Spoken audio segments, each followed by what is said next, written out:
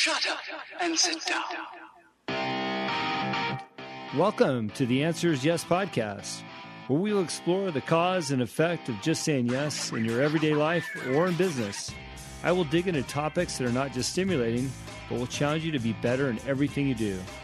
The podcast is based on the simplicity of saying yes to opportunities you might encounter every single day. I'm your host, Jim Riley. Join me in my first series titled Blue Collar Redefined.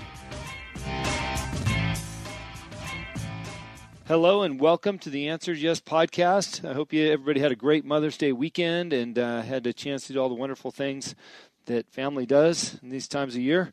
I'm still digging in for my second time the Raise Your Game book by Alan Stein Jr. I've gotten so much out of this book. I really enjoyed it. If you haven't picked it up, please do so. Great author, great business book for high performing, secrets from the best of the best. So with that being said, I've got another wonderful guest on the phone today. I've got Mark Mascia on the phone. How are you today, sir? I'm great, so thanks for having me. Yeah, I appreciate it.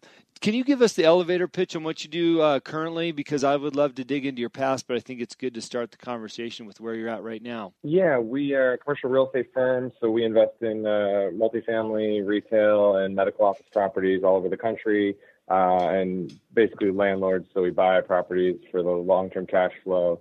And we have large family offices as well as private individuals that invest alongside us. Yeah, I feel like it's such a great emerging market. I'm out here in California, and it looks like, we obviously have our big cities and a lot of congestion within those cities, but the outline, it seems like we've got more and more commercial real estate development happening, with the likes of Amazon and all these other big companies that are moving around and building properties. It's just fascinating to watch what happens to the outer lying cities, if you will. Yeah, it's been interesting, definitely. I think like you're saying, the primary markets were the first to benefit, and secondary, tertiary cities are seeing a similar sort of push. Yeah, well, we're pretty close to the desert out here. We've got cities like Apple Valley and Adelanto and Hesperia and Barstow, and it seems like they're starting to do a lot of development in those areas. And I know the cannabis industry is really taking over out there too, taking advantage of the local laws that they've got are openings in the law for them to do that type of business. Yeah, a lot of unique. That's the benefit of some of these markets. They take a little bit more of a forward approach because they sort of necessity had to. And I think you're right, 100%. It's very interesting. Yeah. Now, Mark, we've had, I think, only one other real estate developer, investor, sales across the board guest on the phone for an interview. And I just love your success that I've read online and what I've been told about you. But can you kind of walk us back into your past? Maybe, what gave you the mindset to get into real estate or where you started at going into college and what your thought process was then? Yeah, happy to. Thanks.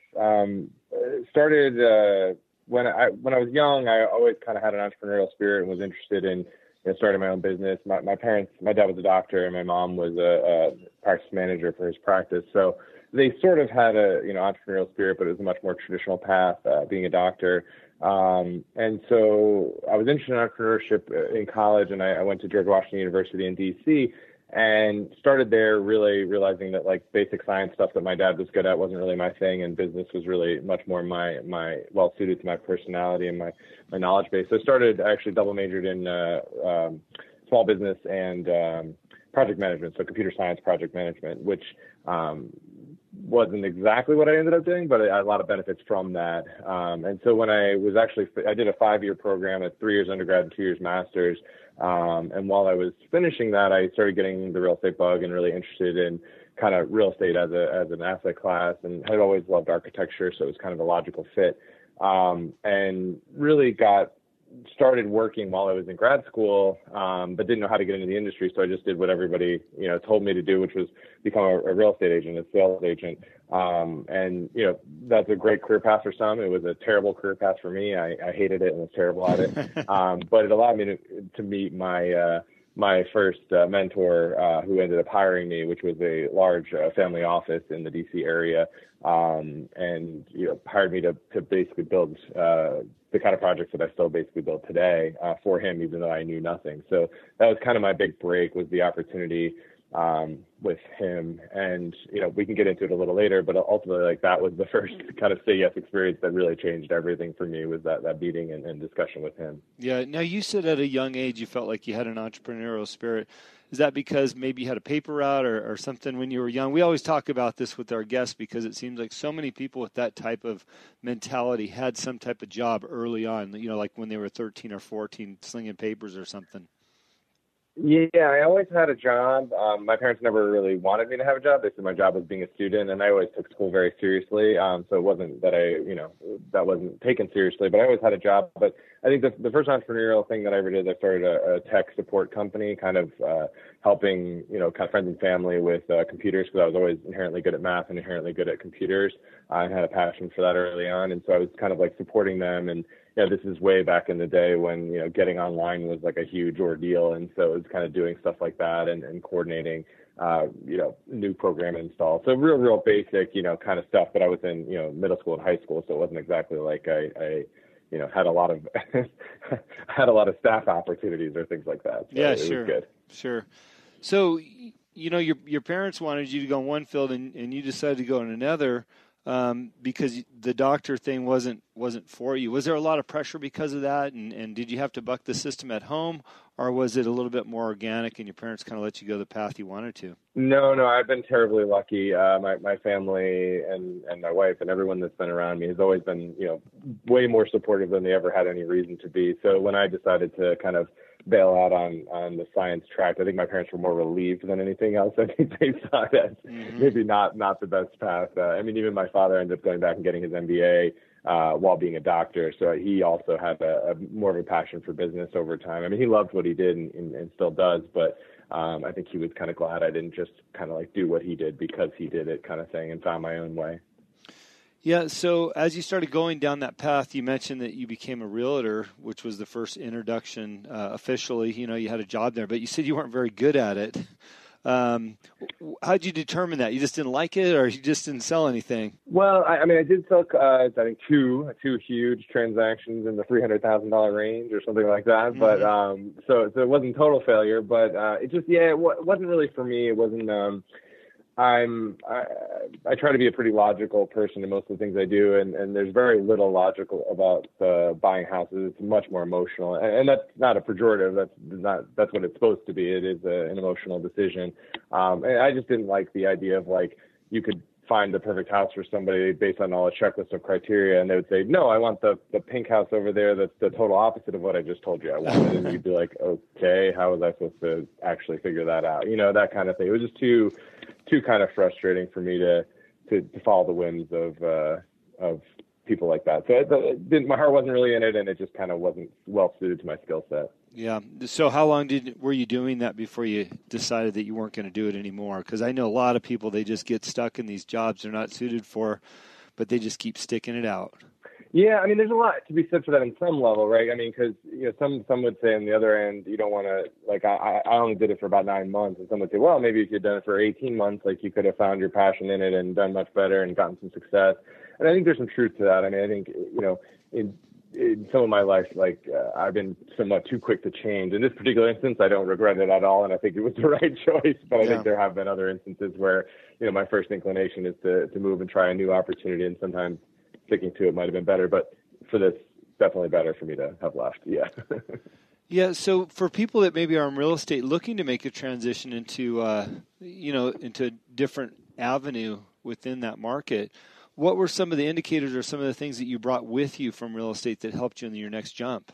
Yeah, well, I think the good thing that in that respect that it trained me for was it was a lot of cold calling and kind of just getting used to rejection and used to kind of just cold opening a conversation with someone that you had never met or talked to before. And those skill sets, those kind of sales skill sets, were great and still are great to this day. That's still a lot of what I do is talking to people that I've never talked to before and getting them to trust me, whether it's a seller of a property or an investor with us or whomever.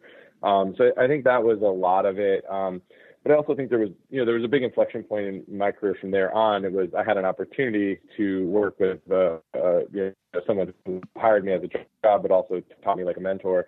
And that was one way, so kind of just diving in and getting the experience. And then the other way, which I did a little bit later, is I went back to school and got a real estate finance master's degree. So I think both of those, and I did both. You could have done one or the other, I am sure, but I did both to try to make sure I knew as much as I could before kind of moving further down the line. Yeah. I think there's so many people out there afraid of rejection and the notion of placing cold calls and the whole process within that. And clearly there's a lot of positions out there that's required of you and a big part of what you do. How did you get yourself through the cold calling and get to a place where you don't mind doing it, or it's just part of, your routine and you understand the dynamics of it? What did you do to get you through that, and what advice would you give to others that are getting ready to venture into that? Yeah, I mean, I'm sure there's people out there that are just like either inherently good at that or it never bothered them. I mean, I've met them myself. I'm not that person. I mean, I've always been comfortable or gotten more comfortable with it as time went on, but it was, it's still a little bit of a struggle. It's never like I'm like, I can't wait for this person to tell me I'm an idiot or whatever they're going to say mean thing, But so I don't want to lead you on to believe that that's the case, but it's more of a desensitization, right? It's like over time, it's like you realize that most people, I was exaggerating. I've actually never been told I'm a straight up idiot, which I hope never happens. But right, most people are not that rude about it. Like it's sort of like when you were single and going on the dating world, it's like you always imagine these horrible things like drinks in the face or all these kind of, and it never really ends up being that terrible. You make it worse in your mind than it ever ends up being. So I think just kind of doing it and going through the motion. And I had, when I was a realtor, I had a boss who basically said, like, just make this number of phone calls every day and you'll be successful. And I think that was an interesting way of looking at it, because it was kind of like the goal was to make those phone calls. And he didn't set the goal of like to get this outcome from all those phone calls. So the pressure was really relieved. And I still follow that a lot of ways to today. It's like if I call a whole bunch of new people and I kind of set it as, all right, the goal is to just get them on the phone and not have an awkward conversation, just be normal and be nice and do whatever.